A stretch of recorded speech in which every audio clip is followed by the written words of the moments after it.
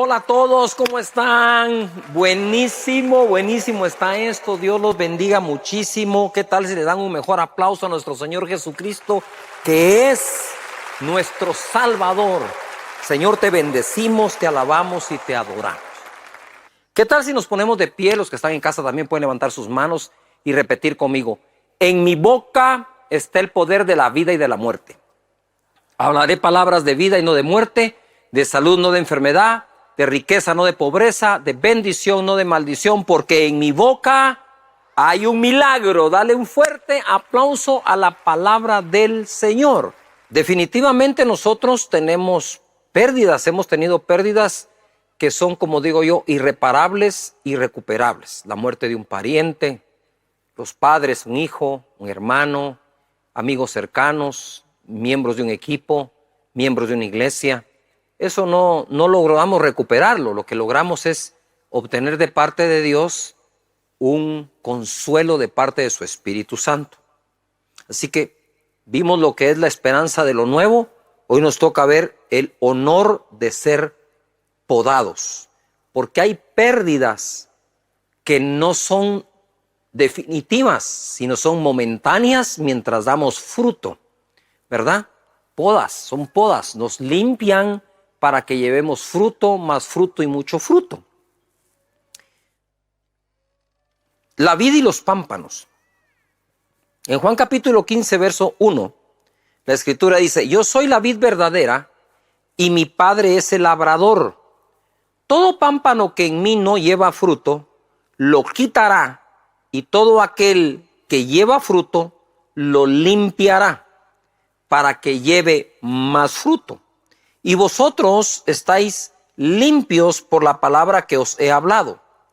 Permaneced en mí, y yo en vosotros. Como el pámpano no puede llevar fruto por sí mismo, si no permanece en la vid, así tampoco vosotros si no permanecéis en mí. Yo soy la vid, vosotros los pámpanos. El que permanece en mí y yo en él, éste lleva mucho fruto, porque separados de mí, nada podéis hacer. En esta historia tenemos básicamente tres protagonistas. Jesús, quien es la vid verdadera o la planta de uvas. Nosotros, que somos las ramas o los pámpanos, ¿verdad?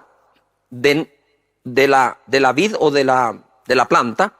Y el protagonista para mí más importante en esta historia es el Padre, porque es el labrador. De nada serviría la vid y los pámpanos en un viñedo si no existiera quien la pode. Sin la poda jamás llegaría a ser un viñedo exitoso. La poda no es otra cosa más que limpiar la planta de tal manera que se vuelva lo más fructífera posible. Nosotros como pámpanos o ramas podemos experimentar una de dos cosas. Si no damos fruto o que nos poden el fruto. Entonces son una de dos. Experimentamos el horror de ser cortados o el honor de ser podados. Ustedes recordarán que en una ocasión Jesús maldijo una higuera por no haber dado fruto y esta en un día se secó. Pero también podemos traer a la memoria aquella otra planta de que Jesús intercedió para que le dieran un año para abonarla y regarla para dar fruto. Eso quiere decir que Dios también trabaja en periodos de tiempo, trabajando en nosotros, podándonos para que llevemos fruto. Normalmente la vida entre los 3 y 4 años está muy joven y la suelen podar para darle forma y vaya dando sus primeros frutos. Luego viene otra poda para que dé más fruto. Y aquí nosotros lo encontramos. Somos podados para llevar fruto, para llevar más fruto y al final mucho fruto. Entonces ese fruto a veces como que parece que nos lo quitaron. El fruto de un trabajo, el fruto de un empleo, el fruto de un emprendimiento, el fruto de un ministerio. Pero no debemos dar por perdido aquello que tan solo fue podado. Aunque esa poda ocasiona tal dolor en nuestro corazón que nuestra inteligencia emocional debería alinearse a la fe en la palabra que ya nos había anticipado que nos iba a pasar. Entonces nosotros tenemos que anticipar por la fe aquello que Él prometió a las personas que hemos sido podados no una, sino muchas veces. Por lo tanto, hay pérdidas que no recuperamos, pero no toda pérdida se debe dar como no recuperable, sino además de ser recuperable, puede ser aumentada o aumentable, si queremos decirlo. Así que vivamos el honor de la poda. Santiago capítulo 1, verso 2. Hermanos míos, tened por sumo gozo cuando os halléis en diversas, ¿qué dice ahí? Pruebas. ¿Qué es una poda sino una prueba para la vid? Cuando se poda se está probando y se está ayudando a esa planta para que dé más fruto. Una poda no es sino la expresión del labrador que aún confía que esa vid va a dar fruto, que esa rama va a producir más. Cuando nos hallemos en diversas pruebas, lo tenemos que tener como algo de sumo gozo, no solo gozo, sumo gozo, sabiendo que, ojo, lo que nos trae ese sumo gozo es lo que sabemos. El pueblo perece por falta de ¿qué? Conocimiento. Sabiendo que la prueba de vuestra fe produce paciencia, fe y paciencia. Mas tenga la paciencia su obra completa para que seáis perfectos y cabales sin que os falte cosa alguna. Fruto. Qué buenísimo está esto. Cuando en la universidad se nos sometían o se nos someten en algunos casos a los exámenes que se le llama privados o exámenes finales de los finales, tú tienes que haber calificado para llegar ahí. No te van a llamar a un tipo de examen así si no has cerrado pensum, es decir, si no has terminado todas las materias con éxito. Pero someternos a esa prueba es sumamente estresante. En mi caso, en mi tiempo, cuando me sometieron a esa prueba, pues uno lo mira como, wow, ¿qué vendrá en ese examen? Es de un día entero, de 2 días enteros, de 3 días enteros, dependiendo cómo lo haga cada universidad. Estudia uno de no dormir, tiene que repasar todo el conocimiento de todos los 5 o 4 años de la carrera que hayas estudiado, ¿verdad? Para someterse a una prueba final cuando ya le pasaron a uno todas las pruebas todos los años. No lo logro entender, pero así es o así era.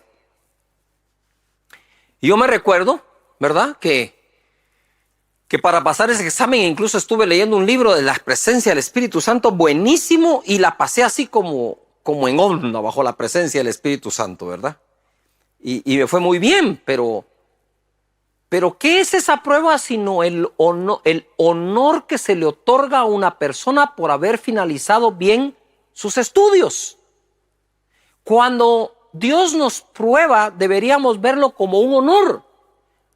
Así como la vid, cuando la podan, dice, wow, no están pensando en arrancarme de raíz, en cortarme, no están pensando en quemarme, están pensando en que puedo dar más fruto. Eso es una manera, o eso es lo que sabemos ahora de las pruebas, que también se pueden interpretar como podas. ¿Qué es lo que ocurre verdaderamente? Que nos están podando para que llevemos más fruto. Quiero contarles un par de historias de gente que claramente fue podada en las Escrituras, o en las historias de las Escrituras. Job capítulo 42, verso 10. Pongan mucha atención porque esto se pone buenísimo. Y quitó Jehová la aflicción de Job cuando él hubo orado por sus amigos y aumentó al doble todas las cosas que habían sido de Job. Si tan solo nosotros le creyéramos a Dios de que existe una poda en lugar de andar culpando a medio mundo. Dice la Escritura que Dios le quitó la aflicción a Job, que vaya si fue afligido, cuando él hubo orado por sus amigos y le dio el doble de todas las cosas que habían sido de Job o le habían sido podadas. Y vinieron a él todos sus hermanos y todas sus hermanas y todos los que antes le habían conocido, y comieron con él pan en su casa y se condolieron de él y le consolaron de todo aquel mal que Jehová había traído sobre él. Esa era la interpretación de ellos. Sabemos que no es Dios el que se la trajo. Y cada uno de ellos le dio una pieza de dinero y un anillo de oro. Y ahí empezó a Dios a darle señal a Job que en aquello que había sido podado, ahora iba a ser aumentado. Es decir, si vemos a Job como una vid, como una rama de la vid, le fue quitado el fruto o le fueron podadas las ramas. ¿Para qué? Para que llevara más fruto. Ahora va a tener el doble. Ahora va a ser una rama con el doble de fruto. Mira, dice el verso 12, y bendijo Jehová el postrer estado de Job más que el primero, porque tuvo 14,000 ovejas, 6,000 camellos, 1,000 yuntas de bueyes y 1,000 asnas, y tuvo 7 hijos y 3 hijas. Llamó el nombre de la primera Gemima, el de la segunda Cesia y el de la tercera Kerem Apuc. Y no había mujeres tan hermosas como las hijas de Job en toda la tierra, y les dio su padre herencia entre sus hermanos. Después de esto, vivió Job 140 años y vio a sus hijos y a los hijos de sus hijos hasta la 4ª generación, y murió Job viejo y lleno de días. Por Dios santo. ¡Qué historia! Date cuenta. Y bendijo Dios el postrer estado de Job más que el primero. ¿Qué le pasó a Job? De pronto llegan sus sirvientes con noticias, que han muerto sus hijos, que se quemó la hacienda, el ganado. Se quedó sin nada, solo con la mujer. Algunos me han dicho, pastor, mire, ¿y por qué no empezó con la mujer? Y la verdad es que tienen razón, porque la mujer fue la que le dijo a Job, ¿por qué no maldices a tu Dios y te mueres de una vez? Le está echando a Job la culpa de todas las pérdidas. Y usted sabe que a veces sucede así. Fallece un hijo y es casi irremediable o inevitable que la pareja se divorcie. Emocionalmente cuesta mucho manejarlo. ¿Qué es lo que quiero decir acá? Usando el ejemplo de Job y lo que dijo Santiago, que tengamos por sumo gozo cuando estemos en diversas pruebas, porque la prueba de nuestra fe produce paciencia, y con fe y paciencia se heredan las promesas, no solo con fe. ¿De dónde sale la paciencia? De probar la fe. Cuando nuestra fe ha sido probada, el fruto es la paciencia, y el fruto de esas dos es la promesa cumplida. Por lo tanto, dice la Escritura, sabiendo que, dijo Santiago, y aquí ahora lo aplicamos a Job. ¿Qué es lo que ocurre con Job? ¿Verdad? Después de que pierde todo y sigue adelante, está siendo podado, él hizo una cosa. Le salió un pequeño vástago, un pequeño retoño. ¿Cuál fue ese, pastor?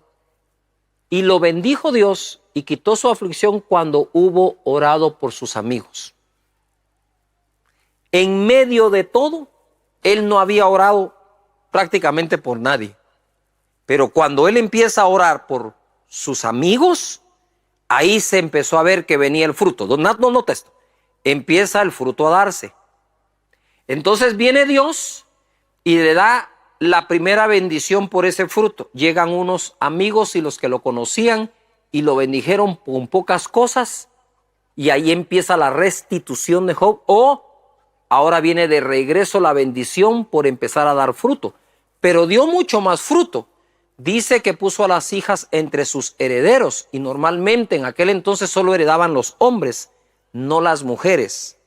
Algo en el corazón de Job cambió con aquella poda, y ahora tenía el doble de todo, y fue enriquecido en manera extrema, de tal manera que cuando él muere, muere lleno de días, es decir, de bendición, murió ya viejo, le dio 140 años más, vio a hijos, a los hijos de los hijos, hasta la cuarta generación. Así que, si estás pasando por alguna prueba creyendo que todo lo has perdido, no podrías darte tú la oportunidad, deberías darte la oportunidad de pensar y de creer que no es una pérdida, sino una poda. Y la poda es un honor. Así podemos encontrar nosotros a más personajes. Quiero hablarle de las podas que sufrió otro hombre. Génesis 41, verso 37. El asunto pareció bien a Faraón y a sus siervos. Y dijo Faraón a sus siervos: ¿acaso hallaremos a otro hombre como este, en quien esté el Espíritu de Dios? Y dijo Faraón a José: pues que Dios te ha hecho saber todo esto, no hay entendido ni sabio como tú. Tú estarás sobre mi casa, y por tu palabra se gobernará todo mi pueblo. Solamente en el trono seré yo mayor que tú. Dijo además Faraón a José: he aquí yo te he puesto sobre toda la tierra de Egipto. Entonces Faraón quitó su anillo, no mandó a hacer uno, el de él, quitó su anillo de su mano y lo puso en la mano de José y lo hizo vestir de ropas de lino finísimo, no fino, finísimo, y puso un collar de oro en su cuello y lo hizo subir en su segundo carro y pregonaron delante de él: doblad la rodilla, y lo puso sobre toda la tierra de Egipto. Pongan atención a esto porque esto se pone buenísimo. Quiero que tomen en cuenta el anillo, quiero que tomen en cuenta la vestidura de lino finísimo. Tomen en cuenta que todo el mundo se arrodilló delante de él y ahora él es el mayor en todo Egipto excepto por Faraón, ¿verdad? Aunque algunos, por más que uno los empodere y les dé los mejores cargos, siempre van a querer el de uno, ¿verdad? Eso pasa en todos lados. Pero aquí José, pongan atención a esto. José, su padre lo amaba. De esto no tiene culpa José. Lo amaba porque él lo engendró siendo ya viejo, Jacob. Lo amaba a José, le tenía un cariño especial y decidió vestirlo con vestiduras de colores finas. Entonces era la alegría de Jacob. Además de eso, Dios le dio un don de poder de soñar y de interpretar sueños. Eso también se lo dio Dios. No era algo natural de él, y la túnica se la dio el papá. Y luego los hermanos lo envidian y empiezan a venir las podas que José tuvo. Primero deciden ellos hacer como que muere y quitarle o podarlo de sus vestiduras finas, se las quitan. En lugar de tener un cargo preeminente por ser hijo favorito de José, de Jacob, lo meten en un cisterna, en un pozo. Luego de eso lo venden de esclavo. Ya de esclavo en casa de Potifar, de esa poda que le hicieron, él da fruto. Porque Potifar puso todos los bienes que tenía en manos de José. Es decir, ahora tiene una empresa o es un empleado de suma confianza, muy bien pagado, todo está en sus manos, ¿verdad? Y él está muy bien, dio fruto, tanto que decía el mismo Potifar: seguramente Dios está con este hombre porque todo lo que hace prospera. Ahí está ya José. Cuando de repente la señora de Potifar le echó el ojo a José, dijo: este jovencito está potable, ¿verdad? Lo quiso seducir, tan así que lo desnudó, le quitó sus vestiduras. Ya van 2 veces. Le quitan las vestiduras del papá, ahora le quitan las vestiduras que le había dado Potifar, y él sale corriendo desnudo. Pues obviamente así, ¿quién le va a creer que no hubo nada, no? Entonces lo meten a la cárcel, lo vuelven a podar. Entonces dio fruto. En la cárcel, por más de una década, fue la persona más sabia adentro, ¿verdad? Y el mismo jefe de la cárcel decía, Dios tiene que estar con este hombre, porque todo lo que hace prospera. ¿Quién va a decir que Dios está con alguien que está en la cárcel? Pues les cuento que a veces, para colmo, sí está Dios con gente que está en la cárcel a veces. Así le pasó a José. José estaba en la cárcel injustamente. Él lo sabía, tenía la conciencia tranquila, pero ¿qué esperanza podía albergar después de 5 años, 8 años, 9 años, 10 años, 12 años de que algo iba a pasar? Hasta que interpreta, ustedes saben, el sueño del copero, el sueño del panadero, y sacan a José de allí. Ahora José va a dar no fruto, no más fruto, sino muchísimo fruto, porque había sido podado.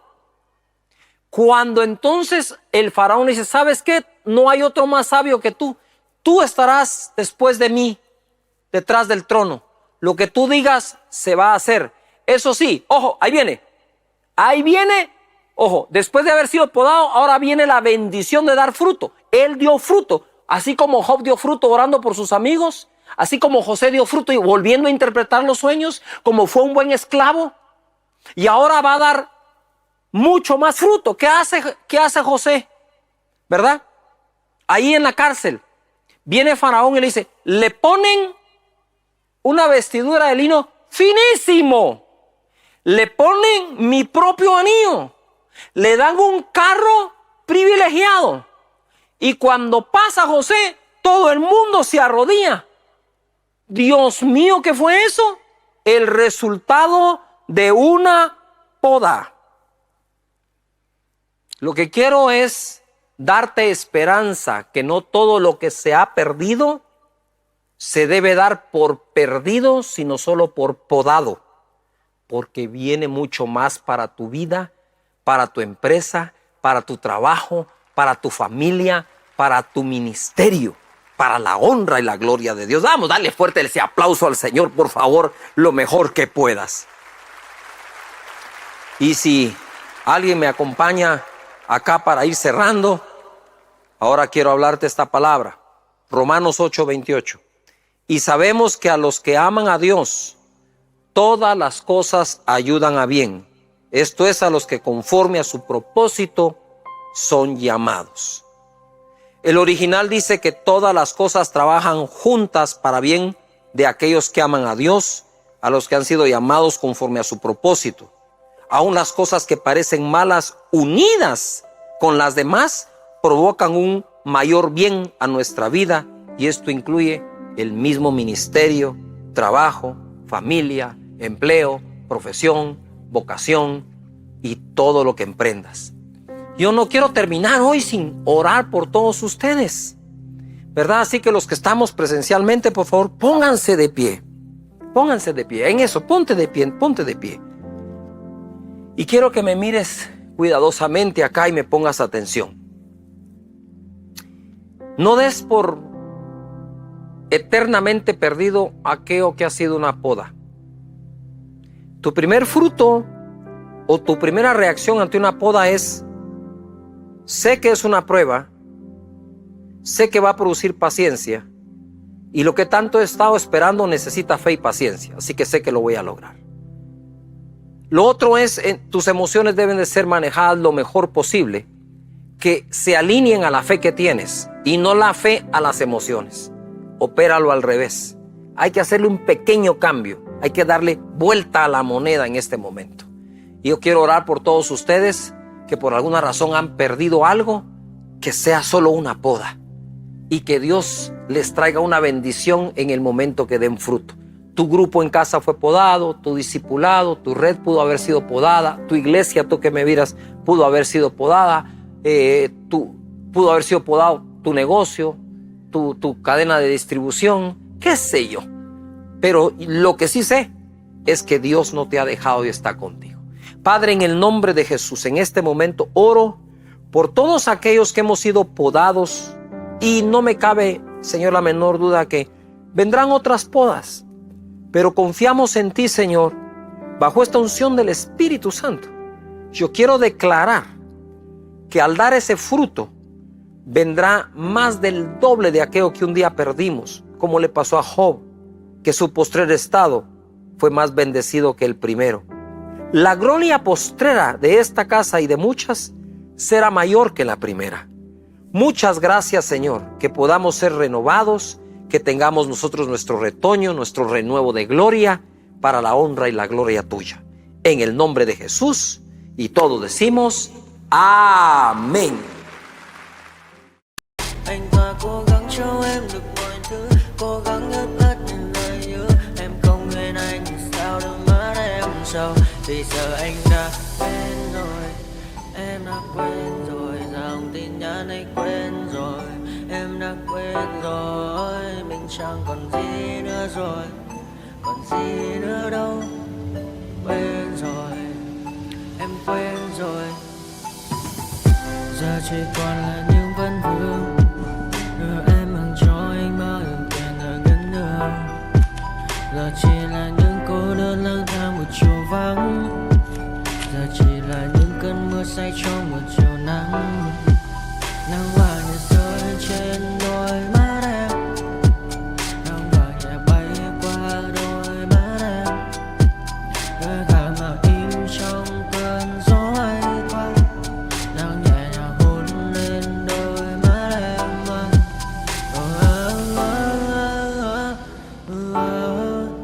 Em đã dần quên rồi, quên rồi. Em đã dần quên rồi ngày mình từng có đôi, từng quên rồi. Ta đã cùng đi qua bao cảm xúc, đi qua những cung bậc tình yêu. Ta chẳng thể giữ lấy nhau một phút, thế nhưng mà trên đời cướp một thu. Giờ đã có những thứ anh ấy ôm trong đời mình, em chẳng cần giữ để lại sự duyên tình. Bây giờ chúng ta chỉ đơn làng, giờ em đi theo ai cũng bằng bang. Giờ ta hứa một đời sẽ mãi ở bên, dấu trong đôi mắt em bây giờ là những giọt buồn rối ren. Và đã có những cố gắng anh thêm một số nơi trái tim, để lòng này em ở đây cất bước ra đi. Một chiều hoàng hôn em mang bình minh lại cho